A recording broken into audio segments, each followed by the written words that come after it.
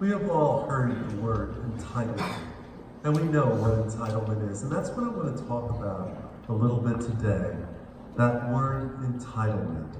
And I don't necessarily mean entitlement in a political sense or entitlement that works in regards to social programs and the like, but I want to talk about the general sense of the way that entitlement works into our hearts and to our minds.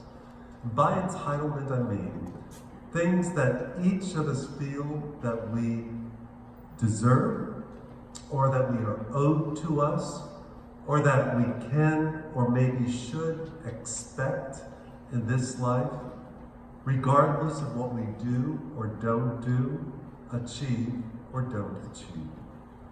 And of course, none of us likes to be the one that is pointing the finger at when somebody's talking about entitlement, right? Because there's a lot of strong negative connotations that often come along with that word. But we sure do use that word a lot when we examine the lives of others. And the word entitlement can take a lot of forms.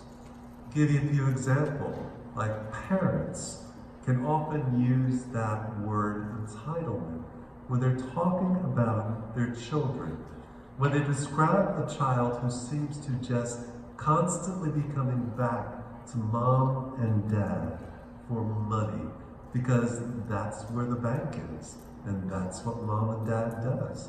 And that's because I'm their child, I deserve it, and when I go there, they're expected to give me what I want. Or sometimes we can think about that word when we think about consumers mistreating workers in stores or in restaurants under the false assumption that they should be entitled to get whatever they want, however they want, no exceptions, no questions asked. Or how about those poor teachers? Teachers who often dread those parents that come to them, those parents that feel entitled and scream at that teacher why they did not give that son or daughter of theirs that A, even though the student clearly didn't deserve or did deserve a lower grade. And sometimes, unfortunately, that entitlement runs and spills into our own relationships. Every time, you see somebody, in a situation where you have a relationship or a marriage where there's some type of abuse that's there because the partner threatens the other one badly in one way or another. And confident that, well, because I have the right to. She's my wife or he's my husband, and I'm entitled to this or that, assured that no matter what they do, the other person will never walk out on them. Yet sometimes we expect certain things, even if we don't necessarily deserve them. So what about when it comes to matters of faith? Do we feel entitled or not? Should we or should we not? And I phrase the question that way because so often we solidly fall into one camp or the other. And sometimes we go back or forth between, depending on where we are going in our lives in that particular time. And probably neither camp is really, truly the best or the safest place to be spiritually. Some of us, or all of us, some of the time, do exhibit a certain kind of entitlement in matters of faith. When we are in a spiritual place and we find ourselves convinced that it's the others that are the problem, that other people need to be more faithful, that other people don't deserve God's blessing, but we do, because we're the good guys, and God's not disappointed in us, because we are the faithful ones, and therefore we deserve every good thing that God can give.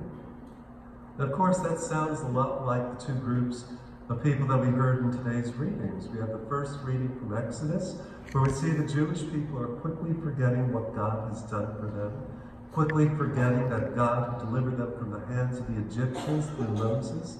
In a sense, they're almost sort of mocking and ridiculing the God of their fathers. It was as if they only needed one true God when they were in trouble and when they were desperate. But now, not so much. And in the gospel passage from Luke, we see again the Pharisees are pointing their fingers at others rather than being willing to look at their own hearts. This man welcomes sinners and eats with them. And they didn't mean that as a compliment.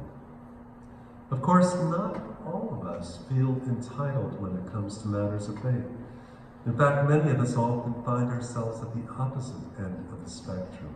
That is, continually focused on our own unworthiness, convinced that God couldn't possibly love us.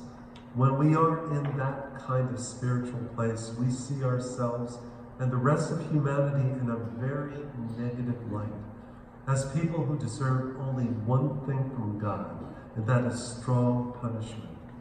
And in this sense, we feel that we are entitled to is not simply nothing, but actually bad things. When we look at people and ourselves through that lens, we don't see much hope. We simply see people very capable of doing the wrong thing, but who rarely do the right thing. And that's not a very good place to be either. The healthiest place is to be somewhere in the middle. This is the place in which we are able to acknowledge our complete dependence on God and our dependence on His saving love, while at the same time believing in and recognizing and affirming the dignity of every human being possesses. We are not worthless, but we are not perfect. And we need not live our lives fearful that God is ready to pounce on us, nor should we presume that everything is all right between us and God.